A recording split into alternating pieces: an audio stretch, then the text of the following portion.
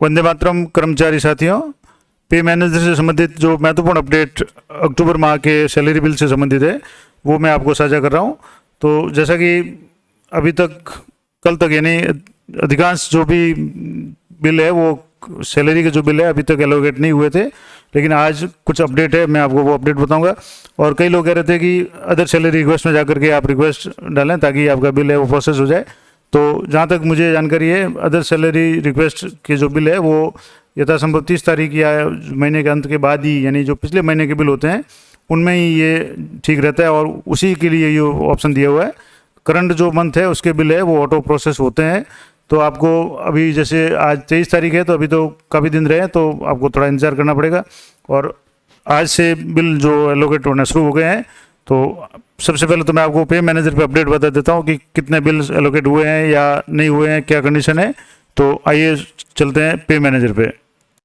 तो जैसे ही आप पे मैनेजर पे आईडी पासवर्ड डाल करके कैप्चा कोड भर करके लॉगिन करेंगे, तो सबसे पहले आपके यहाँ सबसे पहले ही जो भी बिल एलोकेट हो गए हैं वो यहाँ स्क्रीन पे शो होने शुरू हो जाएंगे। तो बिल नंबर जैसे शो हो रहा है, मंथ अक्टूबर शो हो रहा है और बिल ईयर 2022। तो ये सैलरी जो बिल्स है ये ऑटोमेटिकली शो हो रहे हैं। अगर आपके नहीं हो रहे हैं या अगर आप चेक करना चाहें तो उसका दूसरा तरीका मैं आपको बता देता हूँ कि जैसे यहाँ से ये आप इसको क्रॉस कर लें, उसके बाद में यहाँ जैसे व्यू बिल स्टेटस में जाएं, और व्यू बिल स्टेटस में जाने के बाद में आपको यहाँ से मंथ सेलेक्ट करना है। अब जैसे अक्टूबर सेलेक्ट कर दिया, उसके बाद में आपको यहाँ ईयर सेलेक्ट करना है, तो 2022 ईयर सेलेक्ट कर दिया।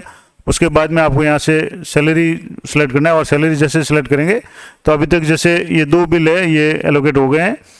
जैसे हमारे अभी 5 बिल बनते हैं तो उनमें 3 अभी एलोकेट नहीं हुए हैं, सिर्फ 2 एलोकेट हुए हैं, और वीडियो फॉरवर्ड तक ये बिल शो हो रहे हैं। अब इसमें एक और तो ऑप्शन है कि आप कैसे चेक करें कि बिल कहाँ तक पहुँचे या बिल एलोकेट हुए नहीं हुए। तो सबसे पहले आपको जैसे बिल प्रोसेसिंग में जाने के बाद में यहाँ जैसे बिल प्रोसेसिंग में जाएंगे, सैलरी प्रिपरेशन में जाने के बाद में यहाँ बिल सैलरी बिल कंफर्मेशन पे आपको क्लिक करना है। और जैसे यहाँ कंफर्मेशन पे आप क्लिक करेंगे, यहाँ आपके सामने 2 तरह के, जैसे यहाँ जो स्क्रीन पे भी शो हो रहा था वो के वो बिल 2 बिल यहाँ आपको शो हो रहे हैं।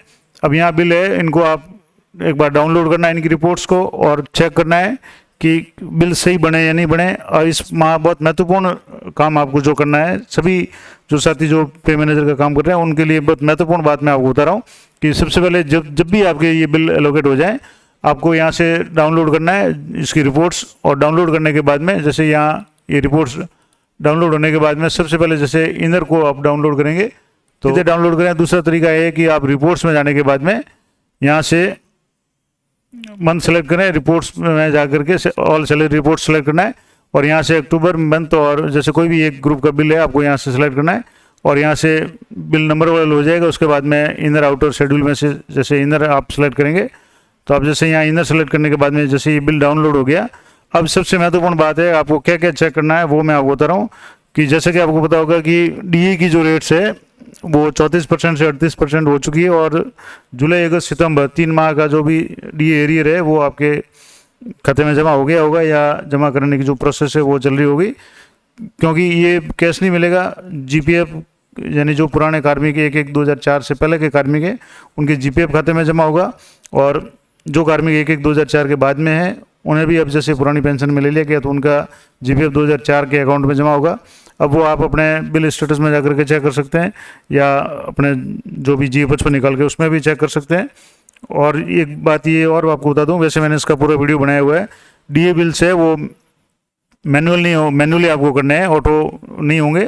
तो कई लोगों ने मैनुअल कर दिए और उनके जमा भी हो गए हैं। अगर आप भी इस बारे में जानकारी चाहते हैं तो मैंने पूरा एक डीए बिल का अलग से वीडियो बनाया हुआ है, वो वीडियो आप देख सकते हैं। अब बात कर रहे थे जैसे डीए अपडेट आपने कर दिया, और इस बिल में जब बिल बन के आ रहे हैं तो आपको सभी कार्मिकों का जो भी डीए है वो बेसिक से मिलान करना है कि बेसिक का 34% है या 38%। अगर 38% है तो सही है, अगर 34% है इसका मतलब किसी का डीए अपडेट नहीं हुआ है। अब अपडेट कई कार्मिकों का नहीं होता है, उसका भी मैं आपको कारण बता दूंगा कब कब किस कंडीशन में आपके अगर डीए है वो अपडेट नहीं होगा। तो आप जैसे यहाँ ये जो बिल है मैं आपको थोड़ा सा जूम करके बता देता हूँ कि यहाँ जैसे आप देखेंगे तो ये जैसे यहाँ से आपको बेसिक चेक करना है, जो भी बेसिक है जैसे यहाँ 49,300 है उसका आपको 38% निकाल करके ये चेक करना है कि डीए 38% है या 34%। तो ये सभी कार्मिकों का आप एक बार जो भी बिल है उसको डाउनलोड करके रिपोर्ट्स को आपको चेक करना है। दूसरा, अगर किसी कार्मिक ने इनकम टैक्स की कटौती बढ़वाई थी तो आपको वो भी चेक करनी है कि इनकम टैक्स की कटौती है वो सही की है या नहीं की है, बढ़ी हुई है तो या नहीं है। दूसरा, जीपीएफ 2004 में जैसे जो न्यूनतम निर्धारित स्लैब है वो तो आपको करनी है, इसके अलावा आप इसको बढ़ा भी सकते हैं। तो अधिकांश कार्मिकों ने बढ़ाई हुई भी है, तो वो आपका अपना मैटर है। अगर आप बढ़ाना चाहें तो अपने जो भी डीडीओ उनसे मैसेज करके बढ़वा सकते हैं। आरजीएसएस की भी जो स्लैब है वो भी आप देख लें कि जो बेसिक है उसके अनुसार है या नहीं है। और सबसे महत्वपूर्ण बात, डीए आपको चेक करना है। और यहाँ डीए में जैसे चेक करने के लिए एक मैं आपको बहुत अच्छी हिंट दे देता हूँ कि जब आप एम्प्लॉय डिटेल्स में जाएंगे, उसमें सैलरी डिटेल्स में जाएंगे एम्प्लॉय की, तो वहाँ डीए के सामने अगर ए और एफ दो तरह के ऑप्शन आते हैं। ए का मतलब होता है अमाउंट और एफ का मतलब होता है फार्मूला।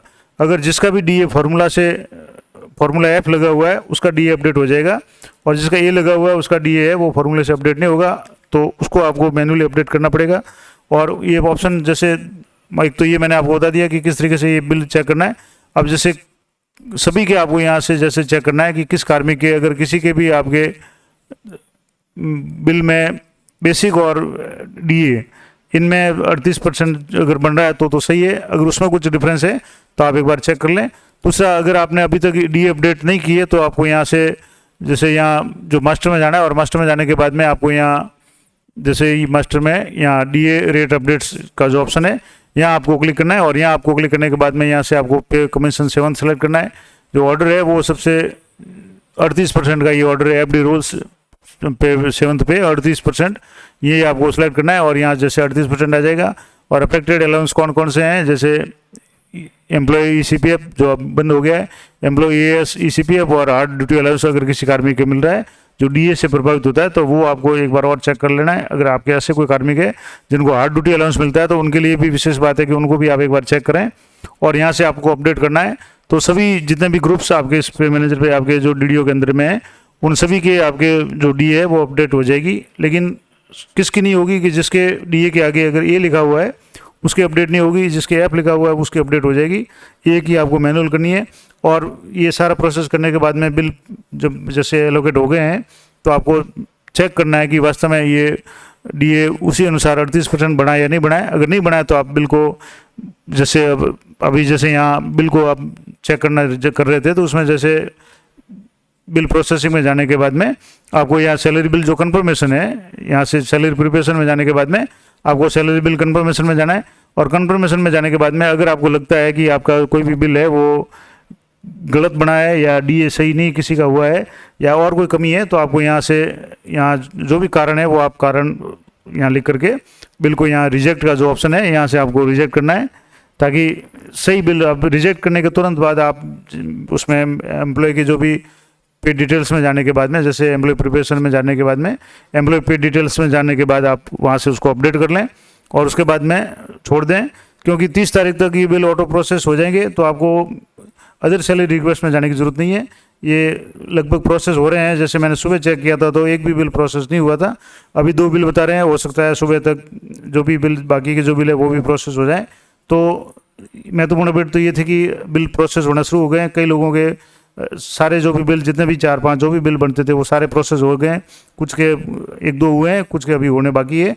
तो ये थोड़ा सा आप सब्र रखें, ये सभी के बिल है ऑटो प्रोसेस होंगे, आपको अदर सैलरी रिक्वेस्ट में जाने की ज़रूरत नहीं होगी। अदर सैलरी रिक्वेस्ट का ऑप्शन है उस समय आप काम में लें जब आपके किसी कार्मिक के पिछले महीने की अगर कोई सैलरी बकाया है, जैसे सितंबर अगस्त का कोई सैलरी बकाया है तो वो आप अदर सैलरी रिक्वेस्ट में जाकर के उसका रिक्वेस्ट डाल दें और वो फिर प्रोसेस हो जाएगा।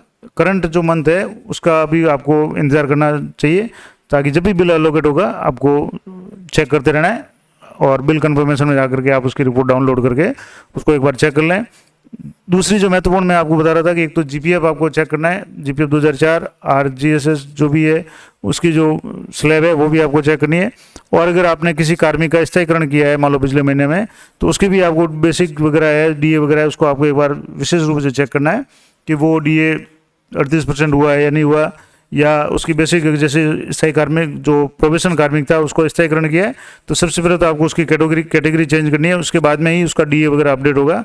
और अपडेट होने के बाद आपको एक बार चेक कर लेना है और ख़ास करके जो बिल अभी जो बने हुए हैं उनमें जाकर के आपको इनर में जाकर के आपको पूरी विस्तार से चेक करना है कि जो भी नियमानुसार उसको डीए और एचआरए वगैरह सारे मिल रहे हैं या नहीं मिल रहे हैं। अगर किसी कार्मिक ने जीपीएफ में बढ़ोतरी करवाई तो वो भी आप देख लें।